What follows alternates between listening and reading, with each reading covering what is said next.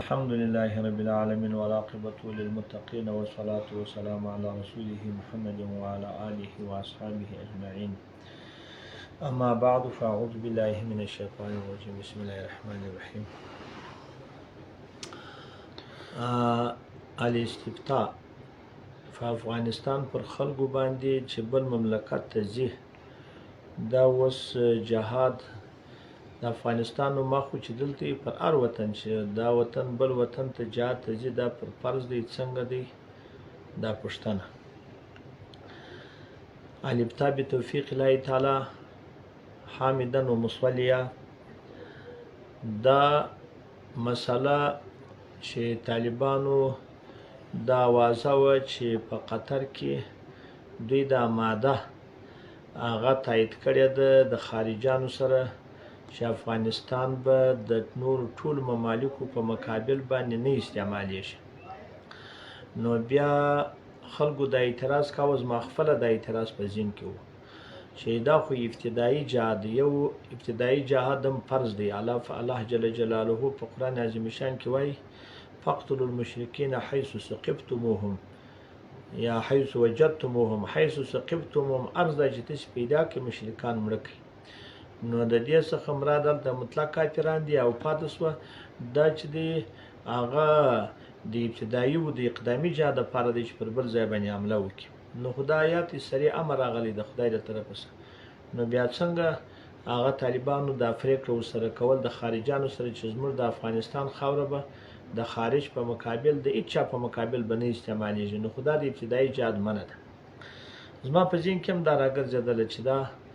خبره به سمه نه وي، خو وروسته تر دې چې متحقق وکړي نو غوږ به ورته نیسي. اول یو جهاد فرض عین دی چې فرض جهاد دی چې دفاعي جهاد ورته وایي. دفاعي جهاد دغه ته وایي چې یو کافر پر یو مملکت باندې حمله وکړي، یو څوک پر یو مملکت یو ظالم حمله وکړي، لکه زموږ پر افغانستان چې حملې کړي دي کافرانو چې ویې کړه، دا جهاد فرض عین دی. حتی دا پر هر فرد فرض عین دی، حتی دا هیڅ شی هم شرط نه لري. هغه نه تساوا د قدرت غواړي نه امیر غواړي. یعنی که امیر نه وي، امیر چې وي خو ښه خبره ده، که امیر نه وي هم پر هر چا فرض عین دی. خپل وطن خپل کلي خپل ځای ته به هغه دا کفار نه پرېږدي. په هره لار چې وه، بس که په هره کم جهاد و نور خو زموږ په اصطلاح شهادت خو به وي، نو بل څه نه. نو دا راولاړ شوله چې دغه کولی دا بلکل جهاد پر دوی فرض عین دی. یعنی بیا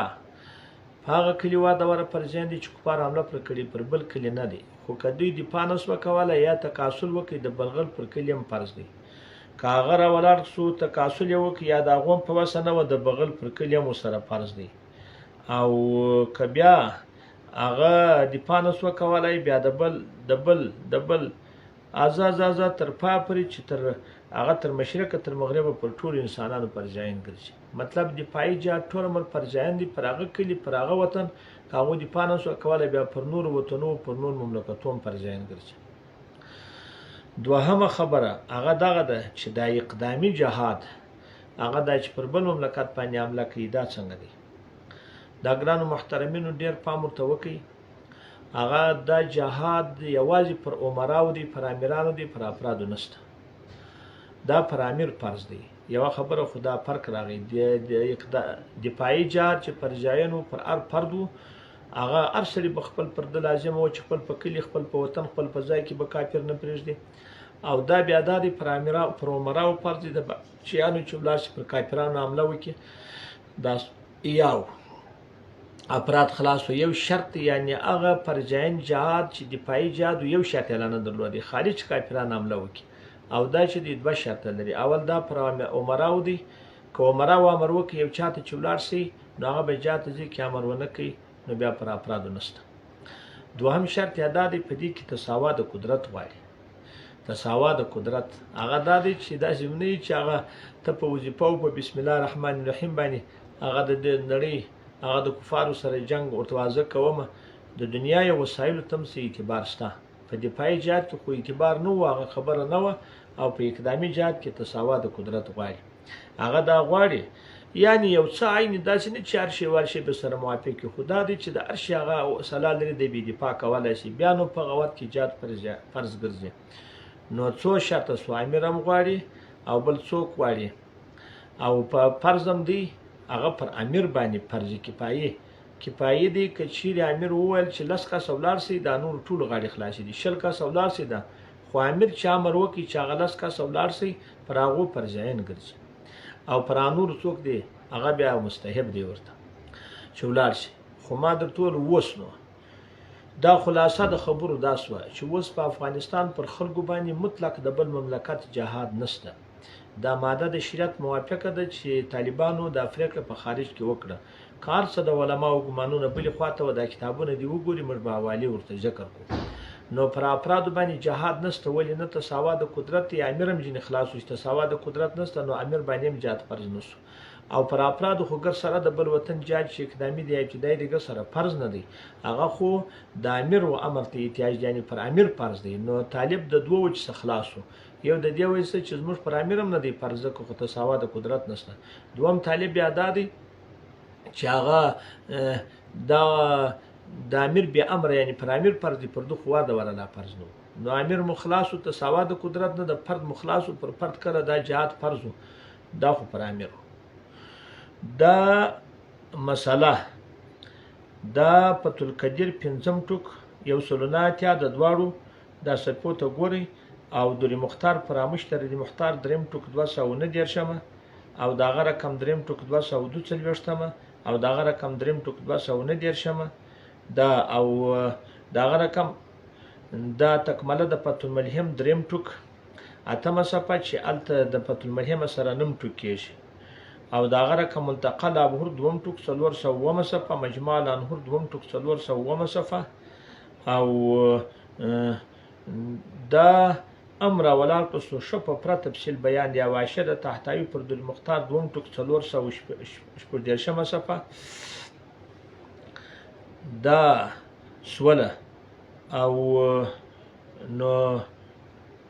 دا ګرد او فقه اسلامي واجلو تو دریم ټوک وسوه هغه 15 صفه نو تعلیل المختار یو 240 صفه او موسعی فقیه 14 ټوک یو 90 صفه او مغنی د ابن قدامه اتم ټوک 345 صفه او یعلا و سنن 12 ټوک یو 12 صفه او نام الباری وم ټوک 418 صفه او اسلام او امر زندگی دوم ټوک 325 صفه او تقریر ترمذی دوم ټوک 204 صفه دغه ټوله دا خلاصه سوه په دې کای په خو په دې کوم خبره ده چې د وسنو چې څوک زی بل خواته څنګه ځای دی یا داغه خبره به پریردو پاغه به کار نه لرو چې دای څنګه دی په نور ځای کار نه لرو چې پاغو کې جاتستا یا نسته یا جات څوک یا نه کوي پاغو کار نه لرو خو مطلق دا وایي چې زموږ پر افغانستان پر خلکو باندې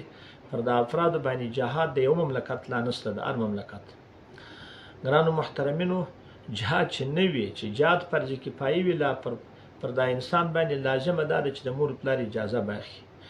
یاو دوهم را ولر کسو چې هغه جهاد پر امیر فرض پر افراد نه وي او امیر بیا وایي چې جهاد مکوې بیا هم دی وېسه زمه ګرانو محترمینو په سبقي می طالبان ته ویل مال په دې می خو ابد د پرتسي می سوی ځوان راغی بدګماني می در باندې رااله ته چې دار کار په شوق کوي په طاعت نه کوي نو شوق مداغه دی چې بس د زم جنگ کوم بس روان یم او دغه ته مو فکر نسته چې دا خو سړی هر کار په طاعت کې خپل د سر بایلل دي ځان ته تکلیف ورکول دي هغه رقم خواري او تکلیفونه دا ګرد دي او لیکن کچې چې په شوق نه کوي په طاعت کوي نو د مور پلار طاعت قسم په الله په داسې ځای کې پرتا باندې لازم دي او دا غره کم د امیر طاعت پرتا باندې لازم دي ګر سره دا فرض دی نه هغه پرتا باندې په هیڅ وخت د اوقاتو کې ما دا ګرد بیانات ته وکړي چې هغه دغه پر افراد دین پر امیر دی امیر هم په دې وجه خلاص دي چې ساوا د قدرت نشته او پر افراد نشته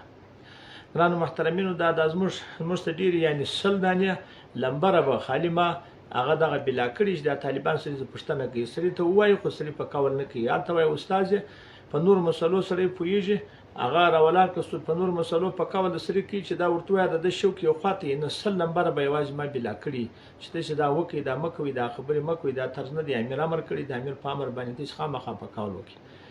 ګرانو محترمینو دغه مسله ما په دا تیر کال چې اوس لنګوټې وت دا نه هغه بل کال لا ما دا مسله هغه په دراوت کې د جمله برادر اخوند په مدرسه کې دا مسله ویلې وه هغه په جلسه کې لیکن خو بیا ډېر مجبور شولم د طالبانو ډېر مختلف حواته خلکو بیا پوښتنې راته وکړې چا راته وویل چې او چا چې په دې کې خبره وکړه نه وي نو دغه خبره طالبانو چې زموږ کشران یاست اکثره یا زموږ شاګردان یا د نور استادانو شاګردان یاست او دغه رقم کشران خلک یاست د دوه وجو سما درته وویل چې خپله دا خو امیر امر در باندې کړی دی چې لازم دی پر دې لازم دی چې په قول وکړي او دا کار ونه کوي او پاتې سول دا نافرماني وکړي خپل هغه مرګونه او خپل شان مه خرابوي او نه مه د خپل هغه د خپل امیر بې امري کوي او دغه رقم د مور فلار پر تاسې باندې لازمه ده چې هغه جهاد هم سي خو فرض کفایي سي له ام اجازه څوک د مور پلار غواړي دا خو ما درته ویل چې ګر سره جهاد هغه پر دې افرادو ستنه هغه پر امیر دی د بل مملکت جهاد او هغه امیر مم خلاص دی د عدم تساوا په وجه او ته خلاص پر تا ګر سره فرض نه دی نو الله جل جلاله دی وکي چې ما په خبرو پوهېدل یاست او ما په خبرو تاسو عمل وکړي نه د نور علماء او عبارتونه وګورئ دا چې موږ ته ذکر کړ دغه تاسو د څه وکي طالبانو محترمینو دا کار په شوق مه کوئ دا کار په طاعت وکړئ د خدای او د رسول په طاعت والله سبحانه اعلم